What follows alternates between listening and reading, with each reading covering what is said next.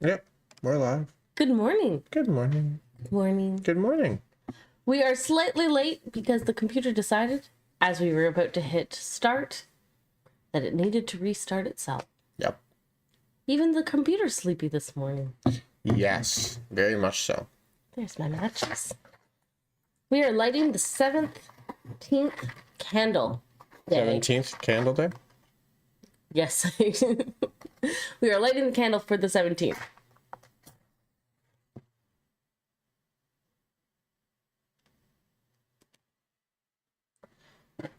I don't know if we actually moved the star yesterday. We moved it yesterday because I got up to grab something and he asked me to move it. So Right. we're going to move it again today. Just going to slide that over a bit and we're going to move it to 9. And then we are going to find our tea so it can steep early. The picture is really coming together in the box. It is, it is. 17 is over here. It is. Ah. Today is the 17th tea day. And we are going to be drinking organic orange spice. Okay. That sounds promising. Yes. I wish they were in alphabetical order. This is an herbal green tea. No, this is a green tea. It is no caffeine. 3 to 4 minutes at 185.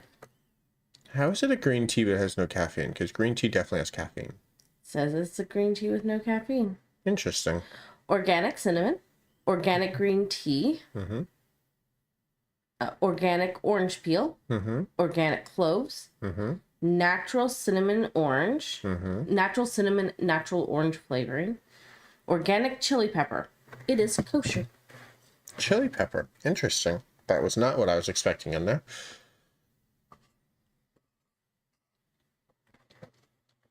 And this one is the only one that has a fair trade logo next to it. Interesting.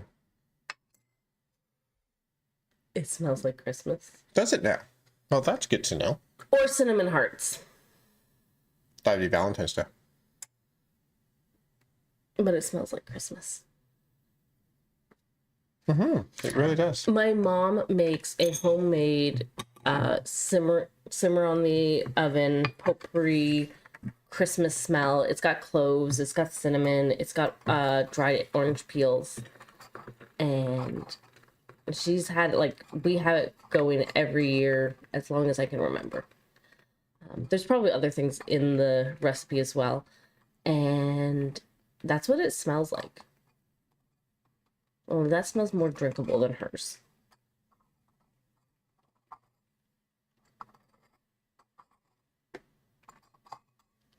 I cannot get the threads to thread again.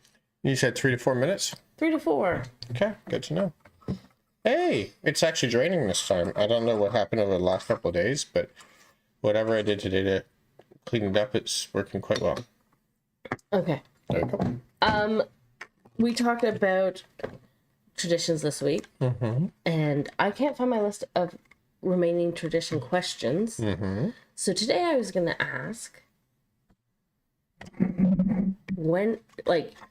okay, I really don't have a question formulated. There's about 4 different questions related to Christmas gifts.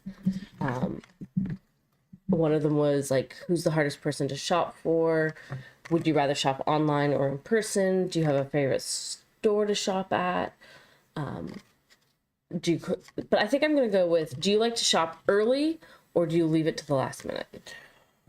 Oh, I'm one of those people who would like to get the shopping done early. I really would. My problem is I always want to give the perfect gift for everyone, and I never know what to get them. So it tends to turn into last minute shopping for everyone. And then by the time you figure out what that one person needs, it's already sold out. Or somebody's already got it for them or something. It was a lot easier when my children were younger and you could just get them whatever random toy was popular. Right. Yeah. How are we doing on our shopping? I mean, honestly, we're doing well and we're not doing well. It all depends on how you look at it. We have done a lot of shopping. Yep. We have a fairly decent sized pile of things. But unlike most previous years, I don't think we actually have a list of who have we bought for, what did we get them, what do we still need to get for who that we normally have by about this. Like normally by around this time we have these 3 people we still need to shop for. We need to get this, we need to find that, we need to find something for this person, what are we getting this person, that type of thing. And we don't have that at all this year. So Yeah. I have it in my head. I think we need to put it on paper so we both can see it. at the same time, it feels like every year there's fewer and fewer people to shop for. At the start of the season, it does. And then as we go in, I'm like, oh, we can't forget so and so. So, Yeah. yeah. I only have basically 4 presents in mind that I think we still need to get. I wonder if they're the same. Okay, let me think.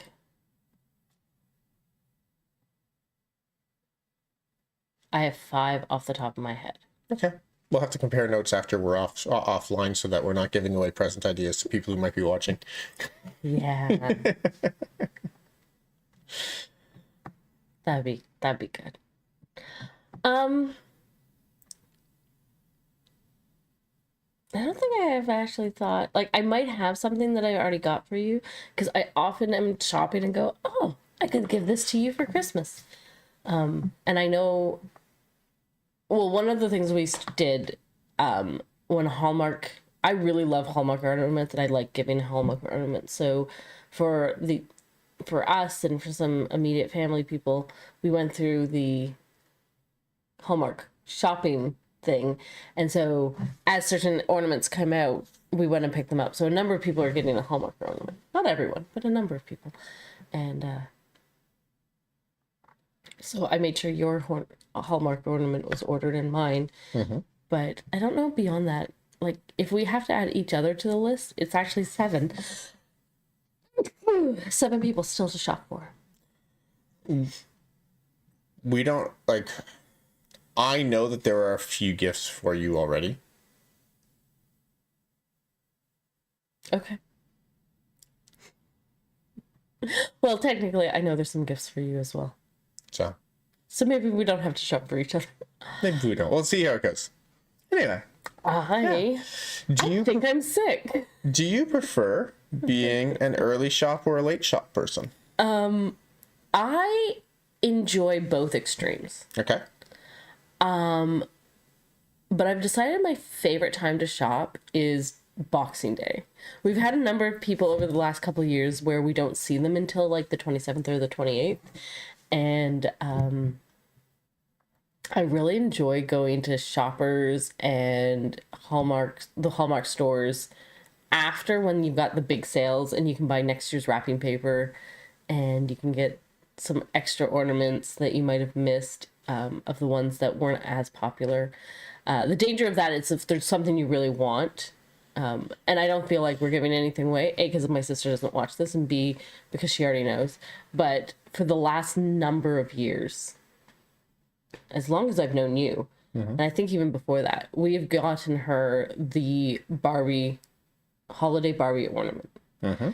And up until this year, it has always been something like we had to hunt for. Yep. Because I hadn't, I don't know why. I knew Hallmark came out with things at certain times, but I never thought about pre-ordering before.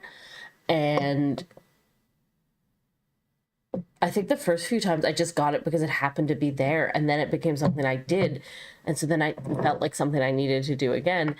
And that is both a fun thing and a frustrating thing. One year we found it and bought it, and then somebody else in the family knew we were still looking for it, so they also bought it, not knowing we had found it. So we have 2. So I like going into December with most things found. Mm-hmm. And I am definitely somebody who like sees things throughout the year. My problem is I often see things, buy things, and then put them in a very safe place. And when December comes, I can't find that safe place. Right. And then we have to end up shopping in December anyway. So what you're saying is when we have our next place, we need to have a dedicated, this is the gift closet, and everything that's a gift goes into the gift closet. And we have a big sign on the front that says, secret, locked, do not enter. Maybe a different wording, but yeah. Okay. Alex, I think I am sick. No, this is not the time to be sick. I know. Wait I've till been the told. 28th. I wish I could, but I'm struggling to breathe. I might need to go back to bed. Well, after our stream, you can go back to bed if you would like. I will make some oatmeal and get us ready for the day.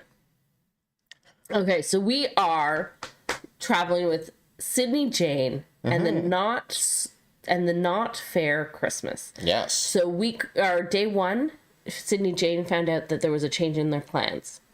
Yesterday they were on a road trip, and Mom, every time Jane, we don't know how old Sydney is, but we know she's a child. Oh, I'm sorry. I think I am sick. Do you want me to do the reading? Yep. Okay. I can do the reading. Hopefully this is a medicinal tea with all the cinnamon. So yes, yesterday they were on the road while she was upset about having to be on the road. Yeah, so the first day, it was the plans were changed, and Mom said, "Oh, this is like the first Christmas. Mary had plans, and God had a plan."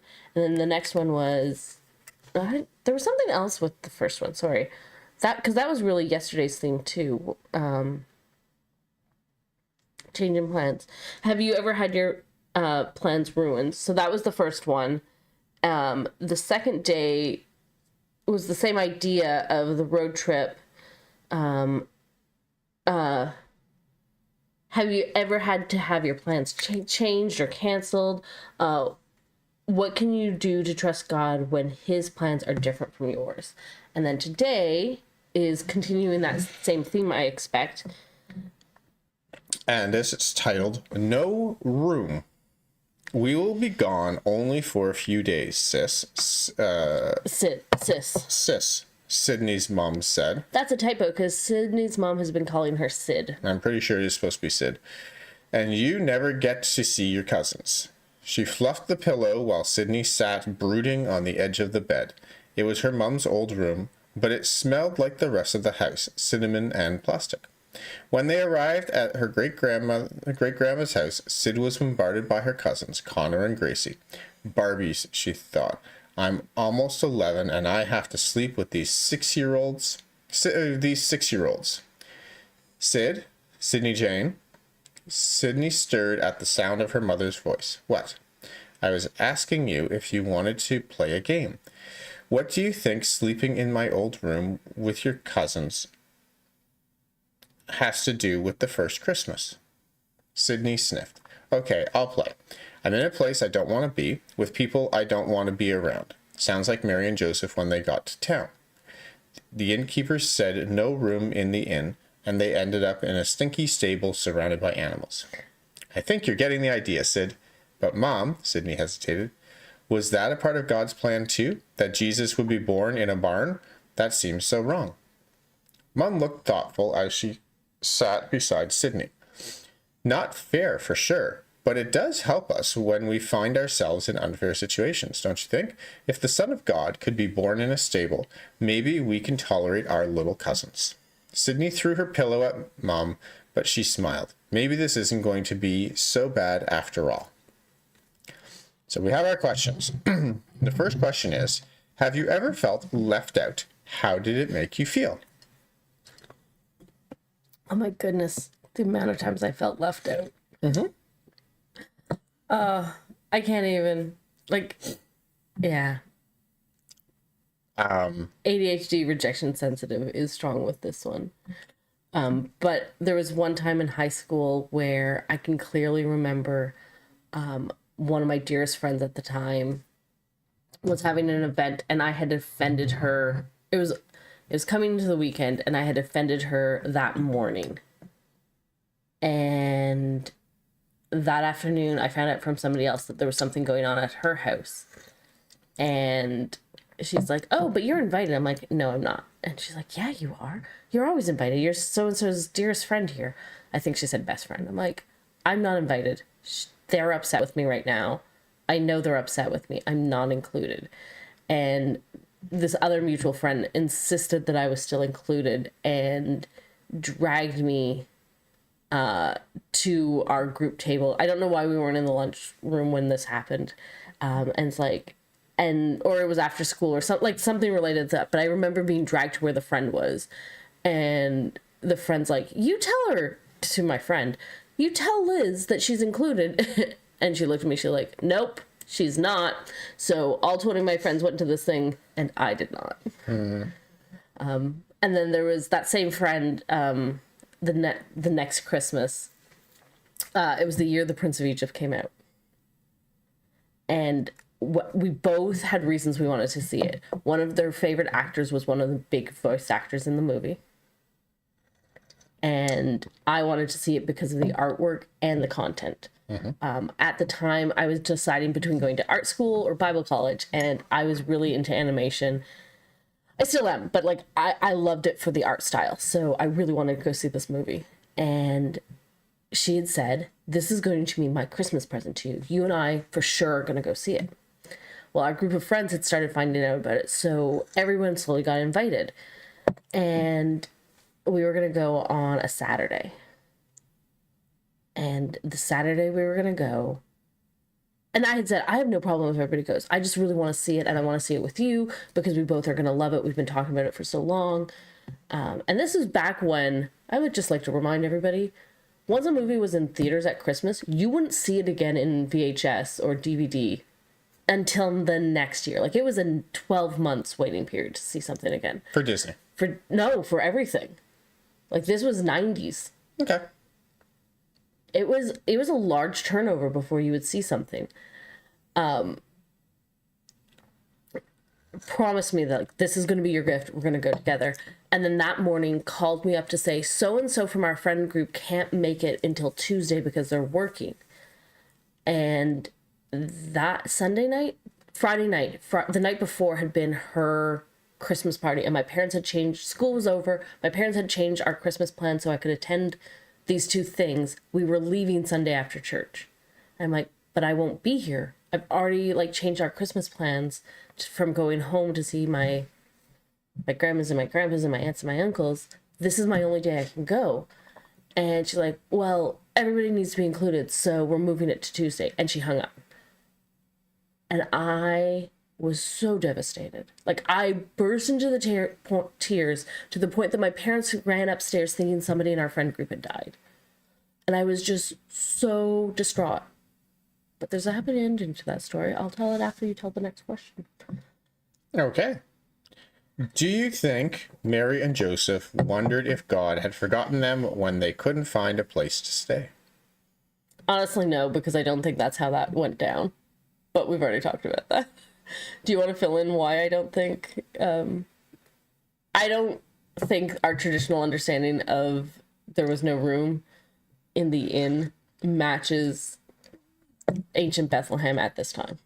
Yeah, the houses had a guest room attached to them for those people who had the space and could afford it. Those were filled with other family members. They probably stayed in either in the front room of the house where the animals stayed in for the night for safety, or in a separate alcove that was a part of the house where the animals stayed for safety overnight. That with was the family. With the family, but not in an actual bedroom because they only had, one room basically that everyone slept in and there wasn't enough space. Or, depending on the layout. But the design of most of these houses were called a 4-room house. And they were kind of like, well, we've talked about how they had a certain style. And in many of them, there were 2 floors. The animals, there was open courtyards and closed courtyard for some of them where there were 2 stories. And then on the upper story, the family lived, often in an open space, kind of like a 1-room schoolhouse where everything's in one space, and the family would eat there, and there would be a manger because the smallest animals or any sickly animals that needed to be protected would be brought upstairs or had the freedom to come in and out of that space. That is one major theory, but it has reshaped how I think of not being included. What can you do to trust God when you feel forgotten? Do you have any, we've almost answered this third question the same way every time, but it does start with a conversation with God. Like, you can't receive from God unless you are honest with him. So, I also think that sometimes the best thing we can do is just wait and pay attention, because there are times, certainly in my life, where something didn't line up the way I thought it should, and I felt like it was unfair. And when I look back on it, however long later, a week later, a month later, years later, whatever it is, I realized that because that didn't happen, better things happened for me afterwards. yeah. I came to Ontario when I wanted to stay in Nova Scotia, and I would never have met you if I hadn't come. Yeah, you probably also wouldn't be leading our church. Probably not. There's Right now, I'm celebrating the fact that we know each other. But I mean, there's a number of things that came out of moving here that Yeah. you probably would not have experienced had you stayed there. In 2019, I had been looking for a full-time lead position. We had been praying about it. I had been praying about it. I had been encouraged by my church board that they were ready to launch me and wanted to support me, and we didn't understand why it wasn't happening. And a month into COVID, we got news about your mother's health and that it was going to be a journey and she was going to need support.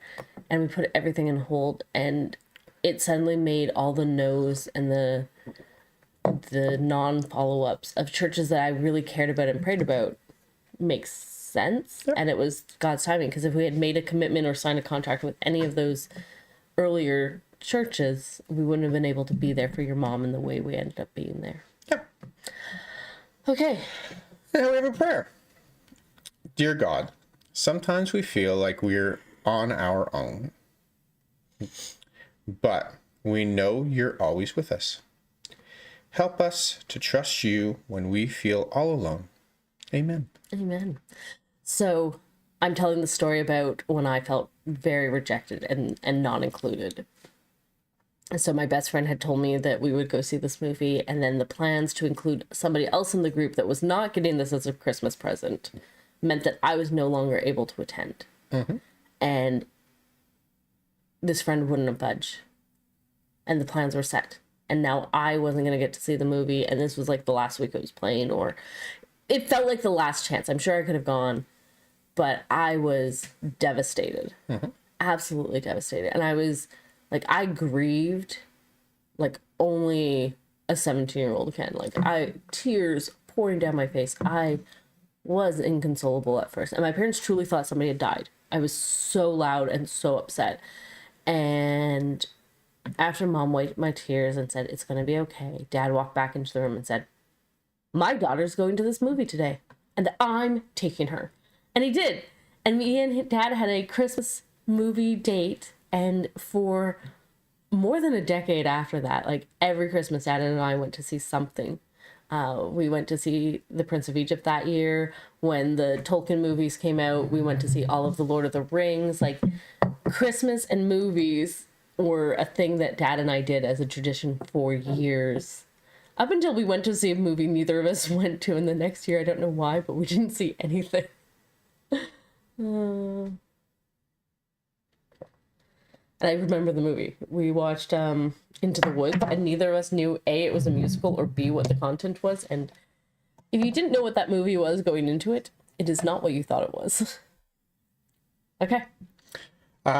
We have a couple of scriptures today. The first one is from Luke chapter 2, verses 6 to 7. While they were there, the time came for the baby to be born, and she gave birth to her firstborn, a son. She wrapped him in cloths and placed him in a manger, because there was no guest room available for them. And the second scripture is from First Thessalonians, chapter 5, verse 18. Give thanks in all circumstances, for this is God's will for you in Christ Jesus. Before it goes away, so the first part of that phrase, we're learning a memory verse from Philippians 4:4-9, and right now we're at do not be anxious about anything, but in prayer and petition with thanksgiving present your request to God. Yeah. And Thessalonians 16, 17, and 18 really matches Philippians 4, because Philippians 4:4 starts with rejoice in the Lord always, and verse 16 says rejoice always. And then the next verse is 17 is pray continually in Thessalonians. And then the third one is give thanks in all circumstances. And so we have Philippians 4:4, rejoice in the Lord always. I will say it again, rejoice.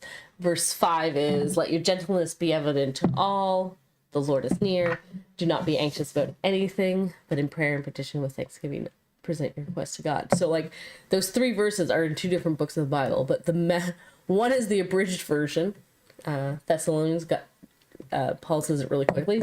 Rejoice always, pray continually, give thanks in all situations, and you get the longer explanation in Philippians. I think that's interesting. The tea, lovely. Yes, it is very, very heartwarming. I am really enjoying it. It is a lovely breakfast tea. Yes. This is the opposite of it is snickerdoodle without the sugar. Yeah, there's still a very slight sweetness to it, but most of what you're tasting is the cinnamon and the chili. And I definitely taste the chili. There's that hit of heat at the end. Yeah. If you've ever had a spicy hot chocolate, it's got that same nice texture. I'm really enjoying this one. Mm-hmm. This one could be added to the David's Tea shopping list. So this is a 5 cups out of 5. It's still close to a 4.5. So for me, Snickerdoodle, this one, and Sleigh Ride. Sleigh Ride right now is still the only 5. Okay. And the good news is, in this basket right there above my shoulder is actually a package of Sleigh Ride. Yay. We should have Sleigh Ride tea tomorrow night when we have our dinner party. I need to go sleep and recover for our dinner party. That is for sure. I want orange juice and chicken noodle soup. The problem with chicken noodle soup is you can have chicken rice soup, but only if we can get the gluten-free one, because not all chicken rice is the same. Yep. Soup shopping, if you're not making it yourself, is incredibly difficult when you are celiac. Or even on a gluten-free diet, because so many soups have wheat in them or processed in the factory that also processes wheat or whatever. Like it's very, very, very, very difficult to find a soup that is both tasty and gluten-free. And we're going to ignore the expensive part because it just doesn't matter. It's going to be expensive. We just leave that aside in all shopping when it comes to gluten-free things. I'm sorry. But tasty and gluten-free are often hard to find in combination when it's not just raw ingredients like vegetables, meat, dairy. Friends, have a blessed day. Have a wonderful day, and we will see you